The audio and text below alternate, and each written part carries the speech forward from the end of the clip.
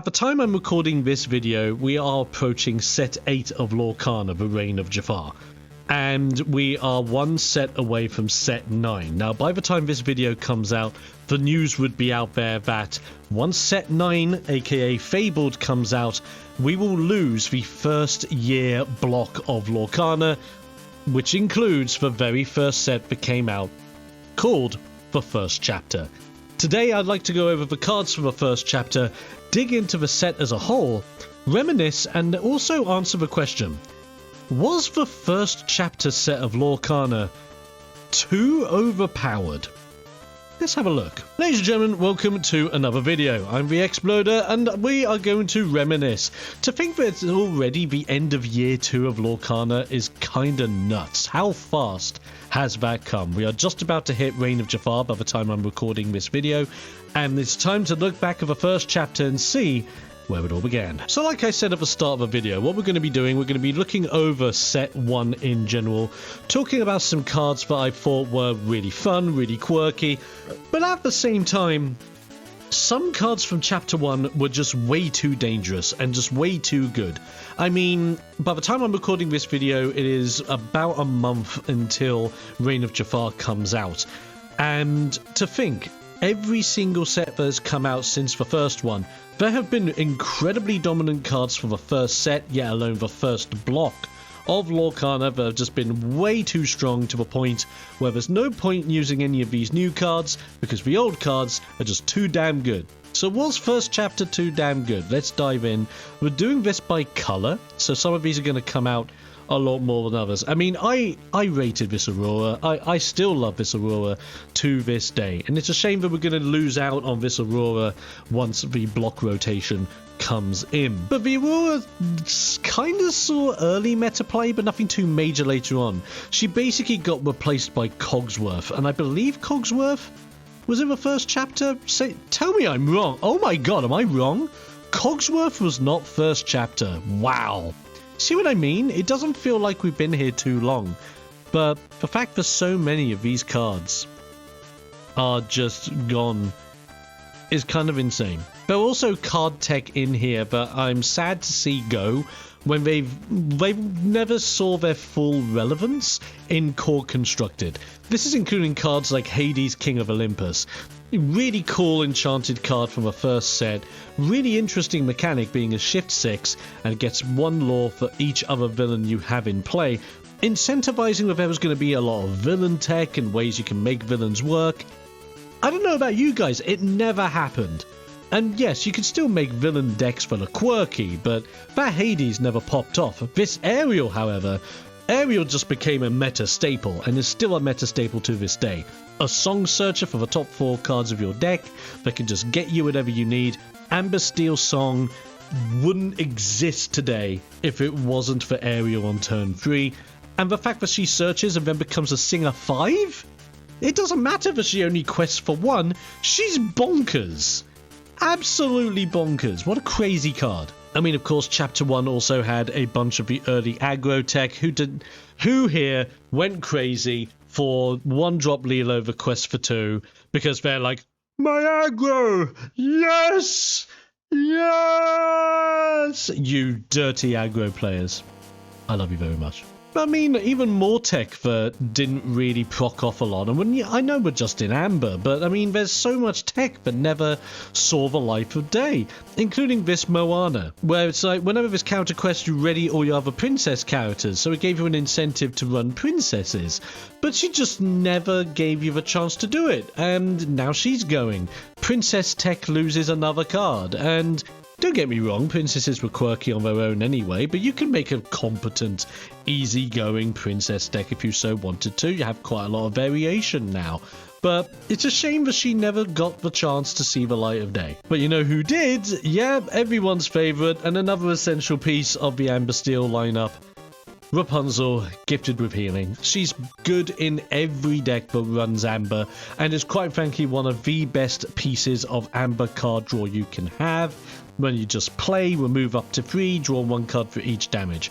Do I think this Rapunzel will be reprinted? Absolutely, but that's a video for another day where I'm going to make predictions on what cards I think will get reprinted, what cards I think won't get reprinted. But needless to say, the fact that we're living in an age where the age of Rapunzel and Ariel are gone, I can't even start to fathom that, but insane card on its own.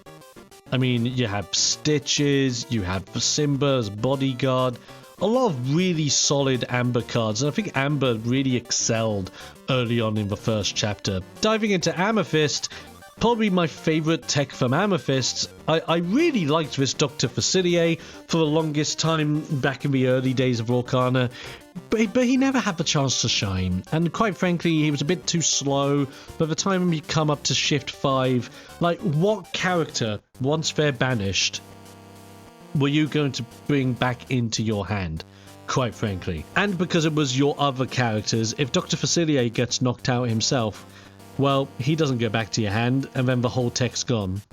Bit of a sad time, but I did really enjoy the card. But of course, we want to talk about dominant cards. The 8-drop Elsa. It's expensive, it's one of the pricier cards still on the market. The Enchanted is still one of the most sought after Enchanteds of the entire game, still to this day. It's still incredibly powerful. Doesn't really matter that she's a Shift 6, but if you are running any of the Elsa tech, I highly recommend even splashing in one of these if you can afford it, or if you did get it from first chapter. She's just crazy good. Amazing card. It's going to be crazy to see her go, but she was just really powerful. Like a really powerful tech that just changed the pace of the game. Not even necessarily in the first set when you were doing competitive matches, even outside of competitive matches in the first set, but afterwards, she just became insane. I mean, we're talking about Elsa on set 7, and she's more relevant now than she ever was in the early days. Got more aggro check with the Maleficent, and of course, my boys, my absolute boys. I wouldn't even be playing Lorcana to the levels that I play it without my broom boys. With Mickey, Bucket Brigade, the original brooms. I love the broom cards. They're just so much fun. This is probably one of the hardest cards to see go when the rotation comes in, and I hope this isn't the end of brooms. It's definitely feeling as if illusions are going to fill the gap of brooms for the time being, but I don't know. I don't think brooms will be gone for forever, but there's so many individual broom cards, especially now with so many sets in the future.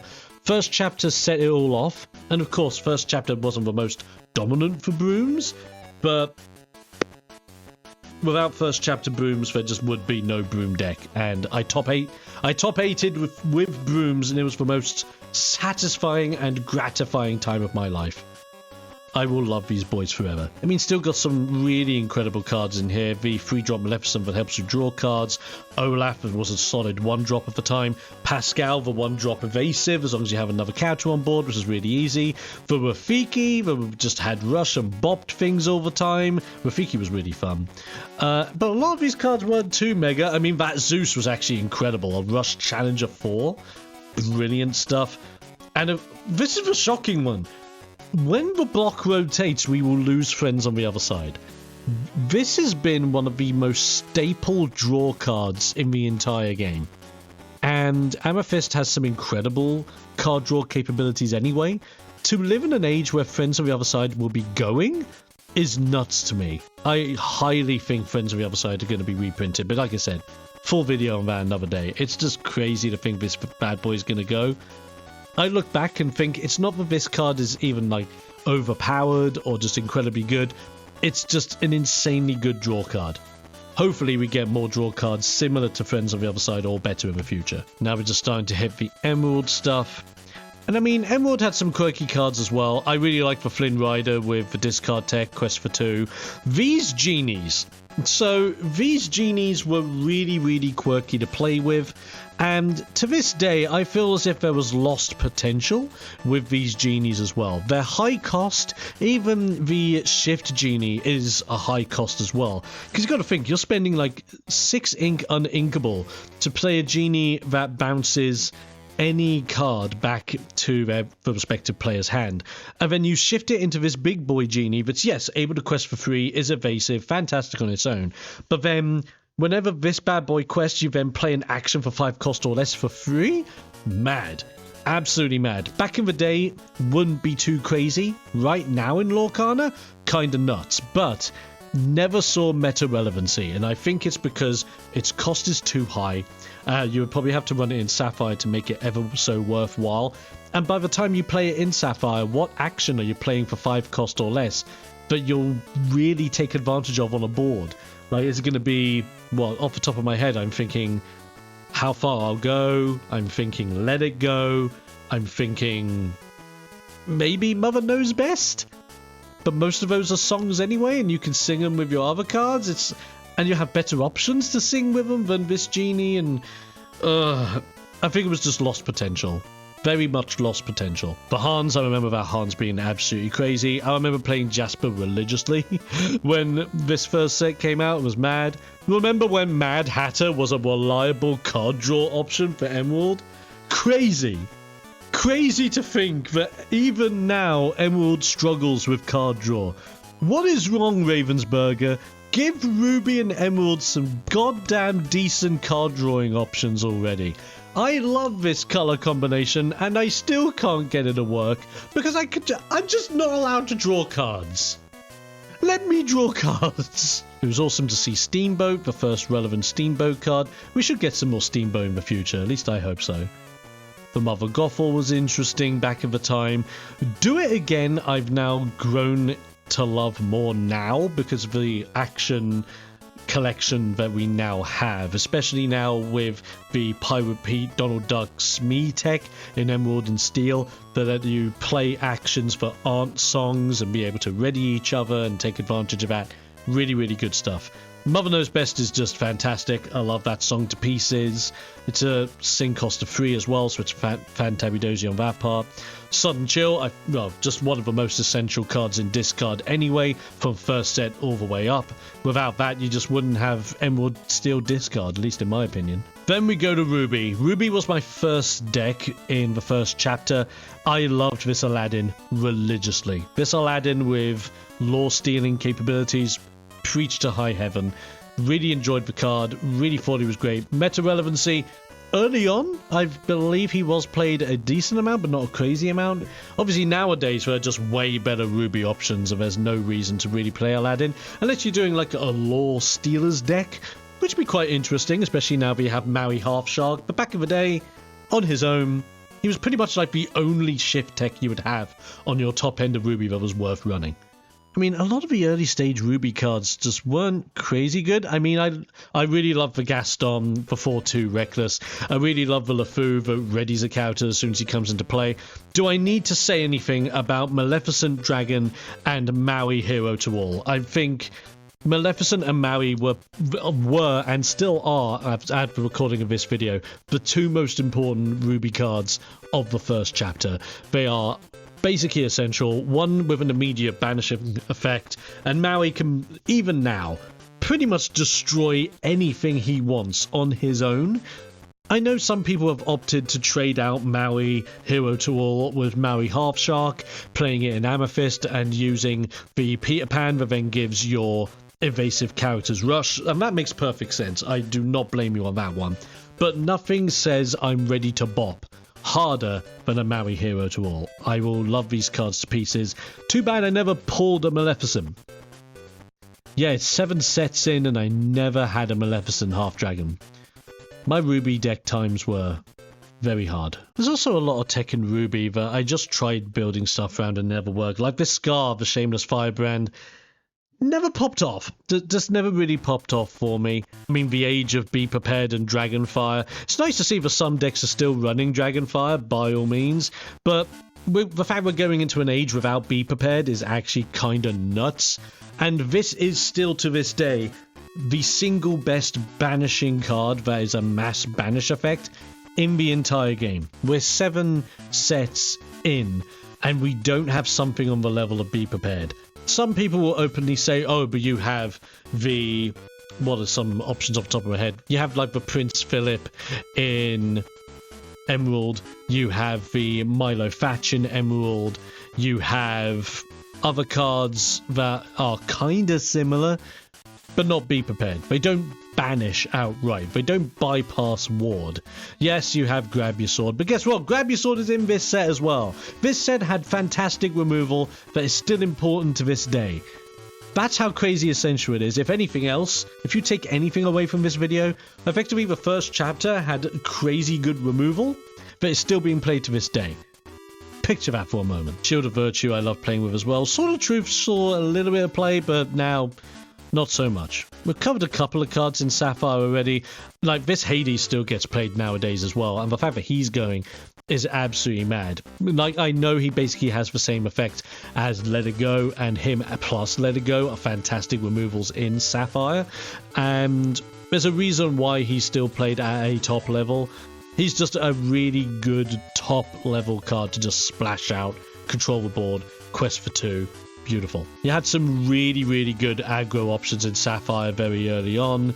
And don't forget, great ramping cards as well with the Mickey Mouse Detective. I love those times. And who can forget? Set 1 gave us one of the craziest cards ever. Oh my lord. We didn't know. We did not know back in the day for Chapter 1 that this Tamatoa, this Crab Lord boy, was going to be one of the most devastating pieces of tech in the entire game. Still is to this day, but I think the new Tamatoa from set 7 has kind of replaced him now. You can correct me if I'm wrong down in the comments. From what I've seen in a bunch of different decks, not a lot of people are playing this big Tamatoa anymore, and if they are, it's maybe a 1 or 2 of. They're mostly going with the smaller Tama, but oh my god, this Tamatoa by itself made item decks insanely relevant. There you go, there's Let It Go. That was also in first chapter. I generally thought Let It Go was like in Rise of the Floodborn or Into the Inklands.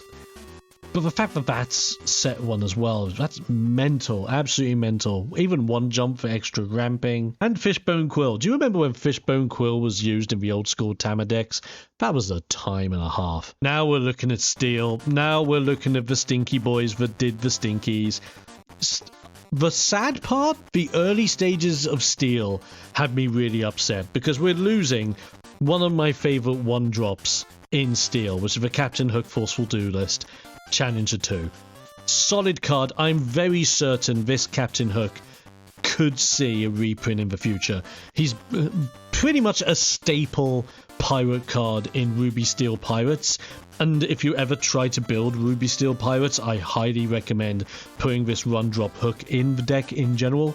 I love him to bits. I think seeing him go is a huge hit, and I wouldn't be surprised if he comes back. Oh, and some other really nice tech in here as well. The Musketeers. I feel sad for the Musketeers, dude. We never really see them pop off either, and to this day, I still have nightmares about this Gantu. I love him. There's a part of me that loves him. My god, he's crap. He's way better now. I will say that. He is way better now because we have a huge amount of ramp. Put him into a Sapphire Steel deck on your top end and make it so the characters with 2 cost or less can't challenge your characters, and it's pretty cool. But even then, characters that are 2 cost or less challenging your characters? Chances are that's not going to happen, so I just have nightmares with this Gantu because apparently my first chapter boxes and my first chapter packs kept giving me this Gantu and said, "You really want Gantu, don't you?" No. Not when I was opening up first chapter. I want the new Gantu, new super rare Gantu from set 7. Solid. Loving the bits. This one, ugh. Obviously Hans. Remember back in the day when Hans was a solid card? Still kind of is. I rate him as a fantastic villain card if you still want to go mad for him, but his price has tanked a lot since the early days. There's some other tech in here that you just don't see anymore, like the Bodyguard Hercules was really nice back in the time. I think a lot of people slept on the 1-drop Simba, but now that we have better cycling options in the form of the 2-1 Mulan that effectively does the same thing, I think it means that Simba probably won't get reprinted, at least not yet. Don't even get me started about... I need to just put this out there, and this is a bit of a hot take. Every single Tekar card in Lorcana is bad. And like, can someone prove me wrong? And if you've made a deck based around Takar and you have genuinely enjoyed playing her, I am not holding that away from you. You enjoy the decks you want to enjoy. You enjoy the characters you want to enjoy. Don't let me spoil your fun. I have hated this character in every single set she has appeared in because the cards are just bad. This is probably the best Takar that has ever existed. And even then, not that good. Because look at her tech. So the 6 costs 5/5 for 2. And whenever this character banishes another character in a challenge, you gain 2 lore. She already quests for 2. There's a reason why we love Calhoun more. Because Calhoun is way cheaper and gives you 2 upon banishing a character. And she's only a 3 cost and quests for 1 innately. If this gave you 3 or 4 lore upon banishing something, I could maybe get behind it. But then it would probably be uninkable, which would make perfect sense. So at least in the early days, you were guaranteed to get 2 lore whether you swung with her or not. But so slow and so annoying, and at this ink cost, it was just so frustrating to pull her out of a pack. Youch! But then look at this crazy lineup for the rest of this line. Tinkerbell Giant Fairy, I love this card. One of my favourite steel cards from set 1, still relevant to this day as well. And of course, a whole new world. You won't have Emerald Steel discard without this. You wouldn't have elements of Amber Steel Song without this, even though Amber Steel Song have, depending on the version of the deck you're running and any quirky changes that you make, you may no longer run a whole new world, yet alone run it at 4 anymore. You may even only run it at 1 or 2, because you do have the dock that is a better alternative depending on the matchup and depending on your hand situation versus your opponent's hand situation. However, this is a very strong card regardless, and I believe it has been confirmed that this is going to be playable in the next block. Maybe not from Fabled, but I think it's confirmed that a whole new world is going to get a promo at Worlds, which will therefore mean that it was then playable from Worlds onward. And I believe by the time Worlds comes out, we would have just hit or gone into set 12, which would be the end of a year 3 block. Don't quote me on that though. And this is the thing that hits me the most as well. So much removal in Steel from as early as set 1. 5 cannons, grab your sword, smash. 3 of the most relevant removal cards in the entire game. They will all go as of that block, and that's terrifying to think. Even Plasma Blaster, I know a couple of people played Plasma Blaster in the early days, and even now as a quirky pick for just dinking something for 1, it's okay. I don't think it's the best removal on the planet by any means, and especially now when you have Let the Storm Rage on, which is probably one of the single best removal or damaging cards, period. And even then, that's going to go as well, and that's not even in the first chapter. It's just crazy to think that you had so many removal options. This newly created the foundations for Amber Steel Song, and this is all going.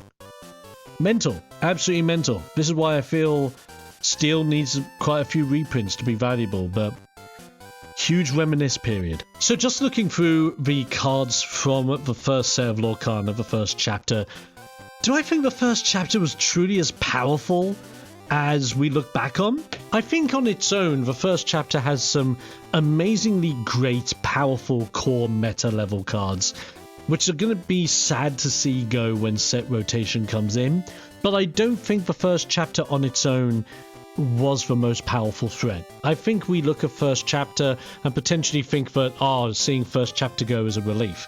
But I think it's the first block we're thinking of. It's not just first chapter on its own. There are some amazing cards from set 1 through to set 4, which were just so meta-defining that there's a reason why they are still played in every single deck to this day.